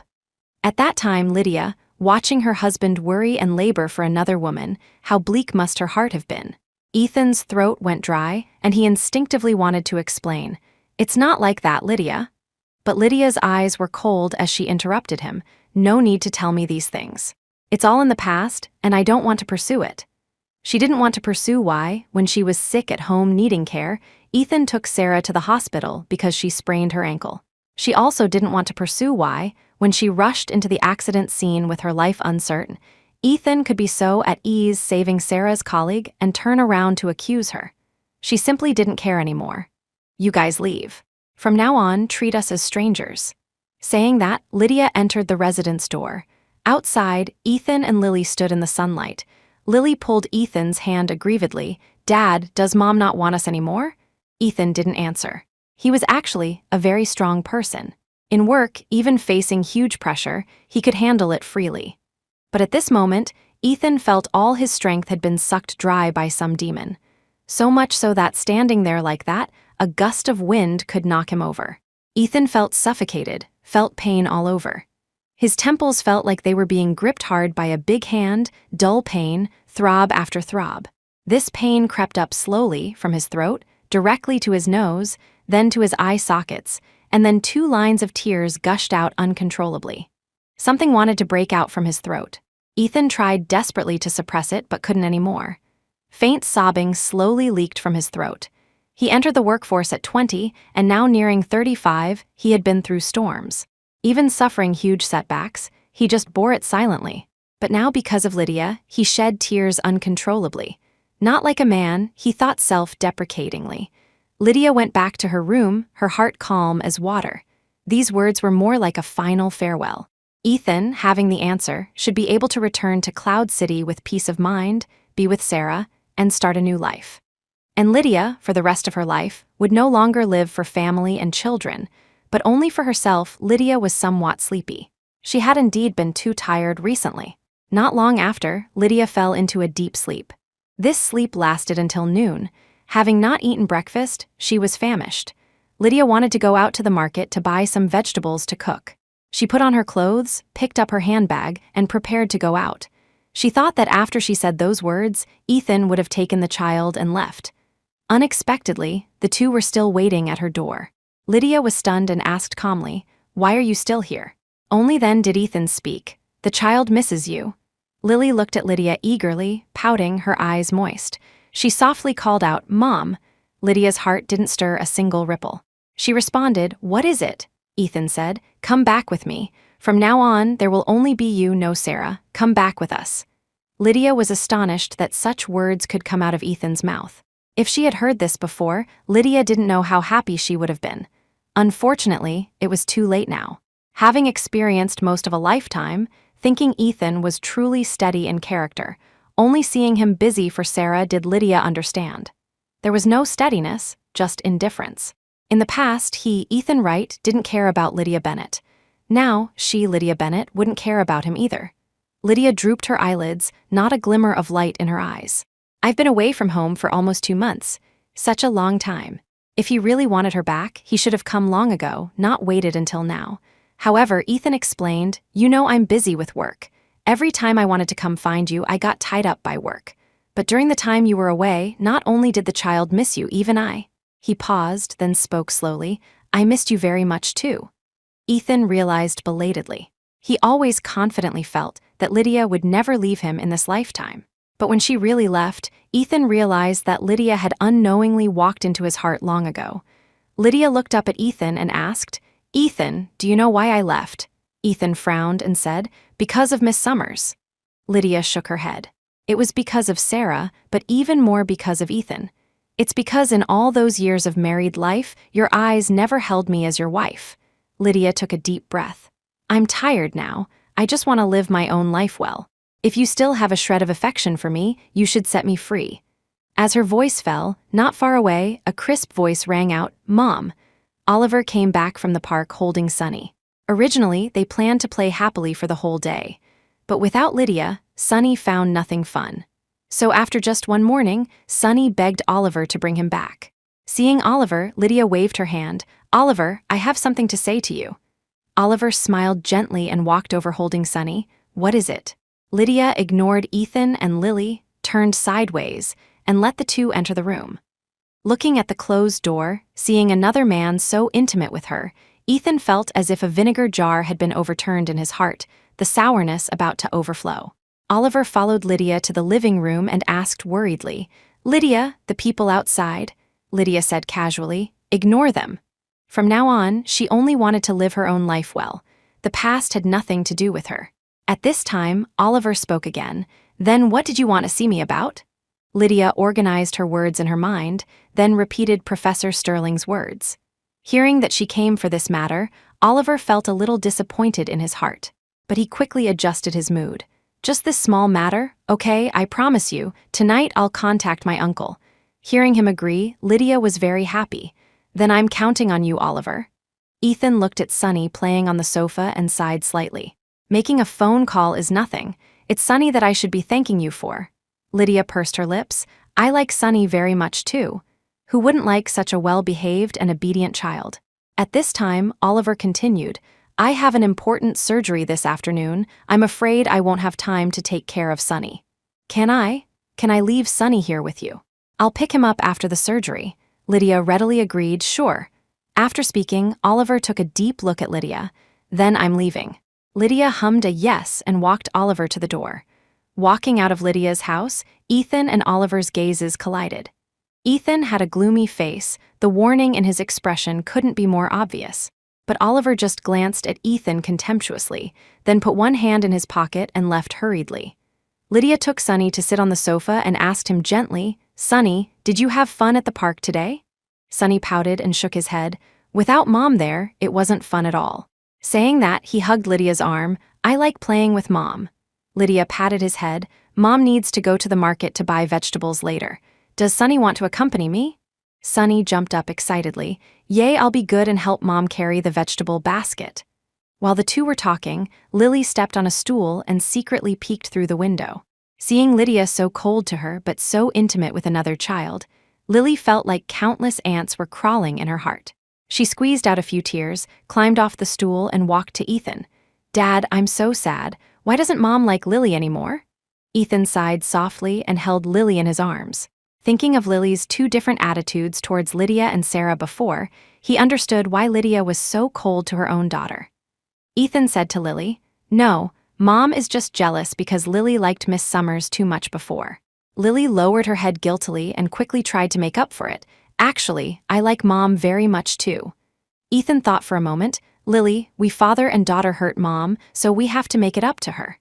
Lily seemed to suddenly realize something and quickly raised her little head. "How do we make it up?" Ethan already had an idea in his heart. Lydia's birthday was in 3 days. Ethan wanted to celebrate Lydia's birthday properly and ask for her forgiveness. Ethan whispered a sentence in Lily's ear, and Lily smiled happily.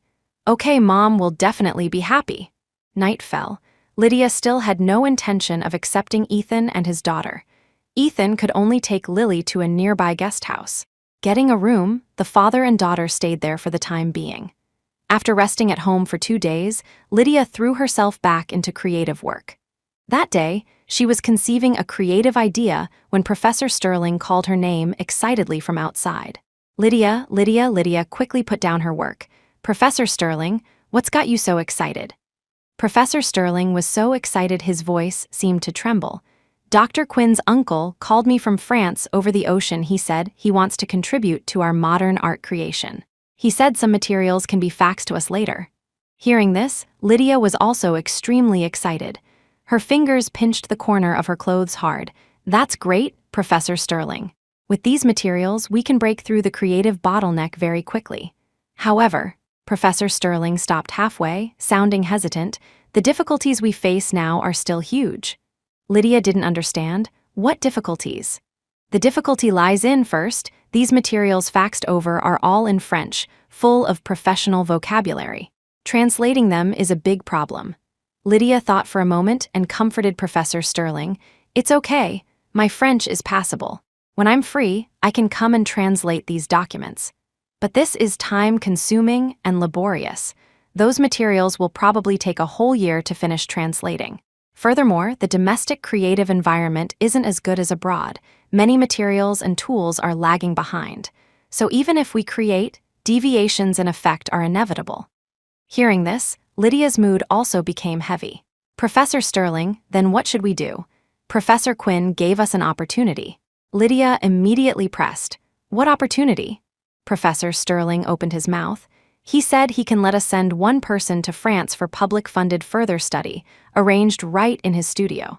He will reserve nothing and teach everything he has learned in his life. At the same time, the creative experience from there can be transmitted back to the country, helping the domestic modern art development take a big step forward. However, if one really goes, it will be for a full 2 years. 2 years? Hearing this, Lydia didn't know how to react for a moment. Professor Sterling continued, I originally thought that since it's 2 years, such a long time, and in a foreign land, it would be more suitable for a male to go. So I wanted your 2 male classmates to go. But one said he is getting married soon and can't bear to be separated from his fiancée for a long time. The other said the elderly at home are in poor health and need care. Surprisingly, neither is willing. Lydia. He hesitated, and before he even asked what was in his mind, Lydia spoke first. Professor Sterling, can you give me a chance? I want to go to France. Hearing this, Professor Sterling became even more excited. He held Lydia's hand, his lips trembling. Lydia, you have to think carefully. Once you go abroad, you won't be back for a full 2 years. She nodded and let out a long breath. I am willing. Let alone 2 years, even if it were 10 years, Lydia had to go. France held a pivotal position in the field of art. To be able to go for further study, to learn advanced artistic concepts and techniques, and to bring her country's art from behind to the forefront. It sounded like an incredibly inspiring thing. Lydia had no reason to refuse, but Professor Sterling still seemed hesitant. At that time, to come to New York, Lydia had divorced Ethan, effectively abandoning her family. Now going abroad again, Professor Sterling felt even more apologetic. Professor Sterling was afraid Lydia was acting on impulse. Therefore, even though Lydia was resolute, Professor Sterling just patted her shoulder. Think it over carefully. Give me an answer in 3 days. Lydia didn't need to consider anything at all, but seeing Professor Sterling say so, she nodded along. Don't worry, Professor Sterling, I will consider it carefully. After speaking, it was soon time to get off work. Lydia packed her things, put on her shoulder bag, and walked out of the academy. After walking just a few steps, someone called her from behind, Lydia. Lydia turned around and saw Oliver. You're off work too? Oliver nodded. Yes. Saying that, he actively invited, let's go home together. Lydia had no objection, so the two walked side by side towards the Art Academy dormitory. Walking along the tree-lined street, the two naturally began to talk. I wonder how the communication went between my uncle and Professor Sterling. The night Lydia asked Oliver for help, he called his uncle. His uncle readily agreed, asked for Professor Sterling's contact information, and communicated with him directly. He didn't know how the communication went yet, so he asked Lydia. Lydia answered. The communication went very well. Professor Quinn not only faxed a lot of documents, but also asked us to delegate a student to go over there. She paused. I want to go. Oliver was stunned, somewhat at a loss. Lydia, you want to go to France? Lydia nodded, her face calm. My 2 male classmates have families, they can't go. My parents are still young. My going for 2 years won't affect anything, so I plan to go. As for Ethan and Lily, Lydia didn't consider them at all. Hearing this, Oliver didn't express support or opposition, but said, Western countries, especially France, are indeed rich in art resources. Lydia, your going is a very good decision. Just that, foreign countries aren't like home after all. You will encounter many problems like cultural differences. Hearing Oliver say this, Lydia became even more determined. Those were small problems for her. Being able to live a second life, Lydia planned to dedicate the rest of her life to artistic creation. She smiled openly. Cultural differences and such are minor issues for me, completely surmountable. Hearing Lydia speak like this, Oliver advised no further, simply saying, "Lydia, if you've decided, go boldly and do what you want to do." Lydia nodded. Soon, the two arrived at the dormitory. Just downstairs, Lily rushed out from under the stairs like a little rabbit. She held a drawing in her hand and handed it to Lydia as if claiming credit. "Mom, I drew this. Today is your birthday. Happy birthday to you." Lydia was stunned, her gaze falling on the drawing. On it, drawn with colorful pens, were flowers, grass, a house, the sun, and a family of 3 holding hands. Lydia's eyes dimmed instantly. She still remembered, last year on her birthday, seeing Lily drawing in her room saying she was preparing a gift. Lydia didn't know how happy she was. She thought the child had grown up and knew how to care for her mother, preparing a gift for her. But until late at night, Lydia received nothing. Her heart felt like it had been doused with countless buckets of ice water, freezing her so much her steps were unsteady. Holding a storybook, she didn't tell a story as usual. Instead, she tentatively asked Lily, "Lily, you were drawing in your room just now, saying you were preparing a gift." Before Lydia finished speaking, Lily said excitedly, "Yes, I was preparing a gift for Miss Summers." Lydia's heart went cold instantly, but she maintained her composure. "Is it Miss Summers' birthday? You're preparing a gift for her?" Lily opened her mouth and said crisply, "No, Miss Summers' birthday passed long ago. Mom, you forgot?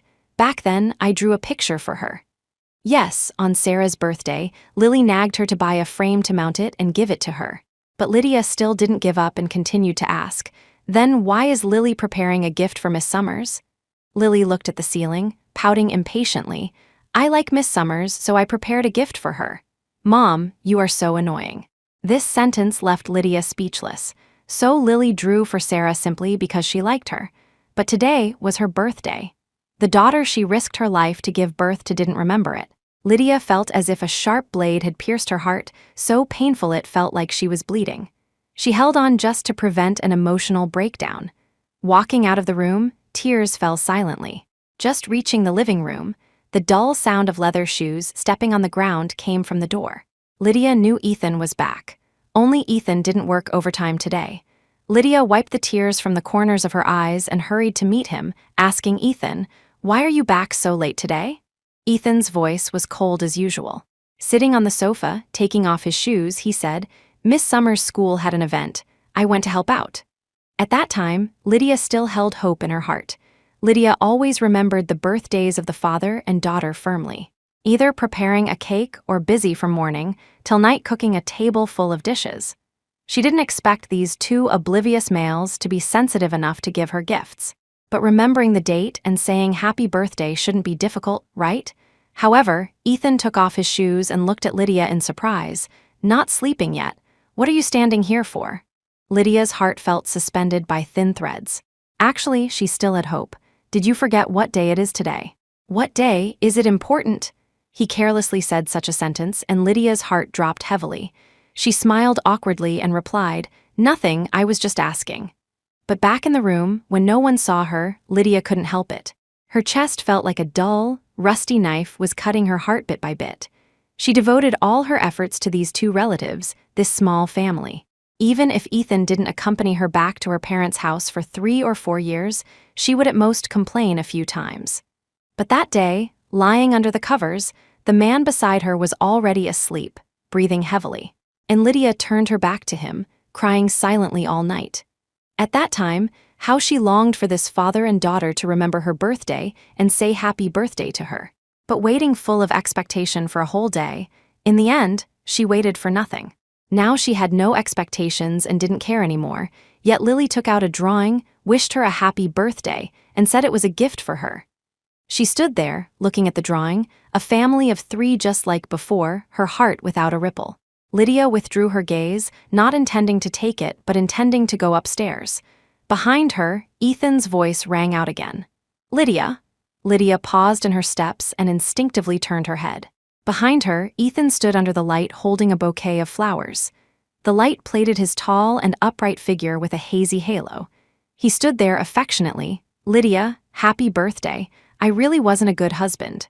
In the years you were married to me, except for celebrating your first birthday, I never celebrated it for you again." So, he remembered everything.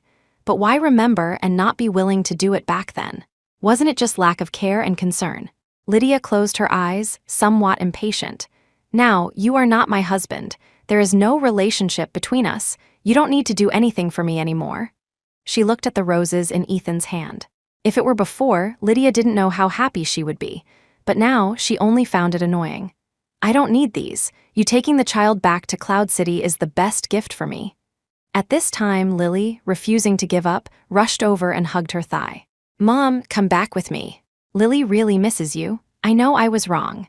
Tears oozed from the corners of her eyes. She wailed, crying louder. Lydia looked at the little person hugging her thigh and slowly reached out. A trace of relief rose in Ethan's heart. He thought that blood relations were not so easily severed. Seeing the child like this, Lydia surely softened her heart. Unexpectedly, Lydia indeed reached out to Lily, but only to pry open her fingers bit by bit. Until the last finger was pried open. Lily lost support and fell squarely on her butt backwards. It hurt. Being a child, she liked to use crying to get others' attention. Therefore, Lily sat on the ground and wailed loudly. Mom, Lydia's clear eyes were filled with impatience. I won't go back with you. We should all start new lives. Seeing her about to go upstairs, the flowers in Ethan's hand dropped to the ground. He looked at Lydia's retreating figure, his heart burning like fire, asking through gritted teeth, Lydia Bennett, I didn't expect you could be so cruel now. Yes, now you know. You can leave. Lydia didn't want to pay attention to his words of kidnapping via familial affection. Since she made up her mind to abandon everything from the past, she should abandon it decisively. Even if she became the bad guy, she accepted it. She walked a few more steps up, but Ethan's voice rang out again. Lydia, do you think divorcing me is that easy? Lydia paused, stopping her steps. We are husband and wife. As long as I don't agree, it's impossible to divorce. Even if you apply for a forced divorce, it's useless. Lydia's fingers tightened. She turned her head, looking at Ethan word by word. I don't care about these. If you insist on holding on to the title of a marriage, that's up to you. But it is impossible for me to go back with you. Originally, the divorce was Lydia fulfilling the wish for him and Sarah. But now, Ethan actually used this to threaten her. Lydia saw through it completely, understood it thoroughly. Ethan wasn't worth it, and this marriage was even less worth it. Lydia really didn't want to entangle with him any longer and went upstairs without looking back. Seeing Lydia leave, Lily was even sadder. Her tears fell drop by drop onto the drawing in her hand. On this drawing was their family of 3. There was Dad and Mom, there was a happy home. But Lily had forgotten that a year ago, she drew a similar picture. Also a family of 3, but the woman in her heart then was Sarah. They didn't remember, but Lydia remembered it to the bone. Since she left, she would never look back. Early the next morning, Lydia went to the academy. Almost without hesitation, she knocked on the door of Professor Sterling's office. Professor Sterling, I need to talk to you. Professor Sterling was buried in organizing materials. Seeing Lydia, he quickly looked up. Oh, Lydia, what is it? About yesterday, Lydia got straight to the point. I've thought it through. I'm willing to go to France. Professor Sterling confirmed. Have you really thought it through? Lydia nodded solemnly. Yes. Seeing her persistence, Professor Sterling also saw her determination. All right then. I will report to the superiors quickly and handle your visa issues. I believe there will be results next month. Lydia smiled with pursed lips. Ethan returned to the guest house, seeing the end of his leave approaching. He had to go to the train station to buy a train ticket back to Cloud City. Lydia refused to leave with him, but Ethan didn't want to separate from Lydia just like that. Since Lydia came here and had a career she loved, he was willing to compromise for Lydia. When he returned to Cloud City, he would apply for a transfer to New York. Before leaving, Lily was still reluctant. Dad, do we really have to go? Mom hasn't come home with us yet. Ethan sighed deeply. Aside from leaving, he had no other way now. He could only comfort Lily, but it doesn't matter. After a while, we will come to New York to accompany Mom. I believe if we persist, Mom will be moved by us. Lily nodded heavily, unable to help reddening her eyes. Dad, I will never make Mom sad again. Ethan patted her head. Good child. The two stepped onto the train back to Cloud City again. As soon as they arrived home, Sarah greeted them warmly. Lily, you're back. Shall I take you to the park tomorrow? Facing Sarah's enthusiasm, Lily appeared very resistant. She took a step back, hiding behind Ethan, saying nothing. Sarah's smile froze awkwardly on her face. Soon, her attention fell on Ethan again. Big E, calling just a name, Ethan spoke coldly. "Because of you, our family has become like this. If you're grateful for the kindness I once showed you, stay away from our family and never appear again." After speaking, he ignored Sarah, went straight home, closed the door, and didn't give Sarah another glance.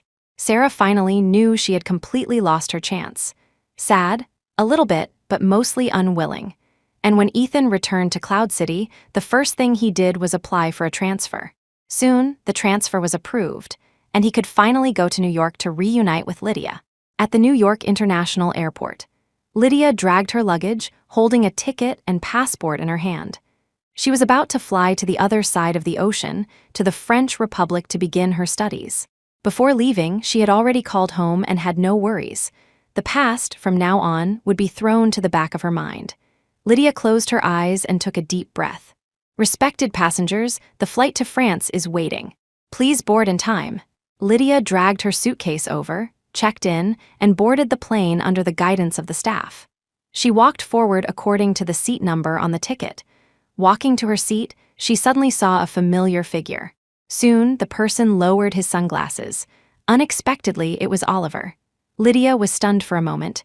It wasn't until Oliver waved at her that she reacted. "Dr. Quinn, why are you here?" Oliver hooked his lips and smiled. "I applied for overseas study. I didn't expect such a coincidence to be on the same flight." Originally, Lydia felt somewhat anxious, but seeing Oliver, an acquaintance, that anxiety instantly vanished. "It really is too coincidental.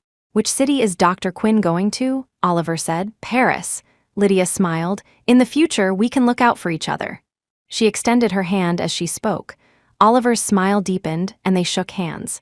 Lydia thought it was a coincidence, but only Oliver knew. From the moment he knew Lydia was going abroad, he was also preparing to go abroad. In the future, he wanted to logically become the person by Lydia's side. The plane flew in the high sky. The mountains and rivers below were so small they could be covered by a palm. Meanwhile, Ethan also got off the train. This time he was transferred here, so a car was sent specially to pick him up. He got into the car, and before he could even settle himself, he told the driver Lydia's address. He wanted to find Lydia immediately and tell her he had come to New York too. In the future, he would take up the responsibility of a husband and never hurt Lydia's heart again. Arriving at Lydia's door, Ethan straightened his clothes and knocked on the door. At this time, Lydia should have come back long ago, but no matter how Ethan knocked, no one opened the door.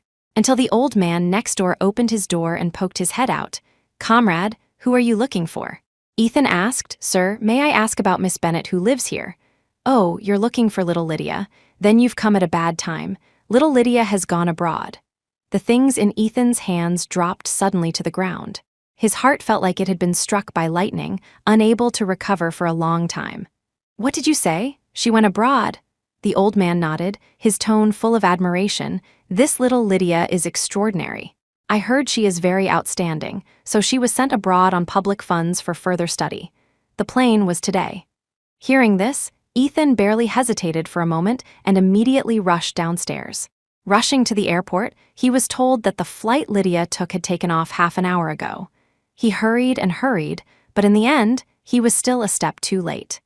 Ethan didn't know that from the moment he didn't remember Lydia's birthday, it was already too late. And forever, he missed her.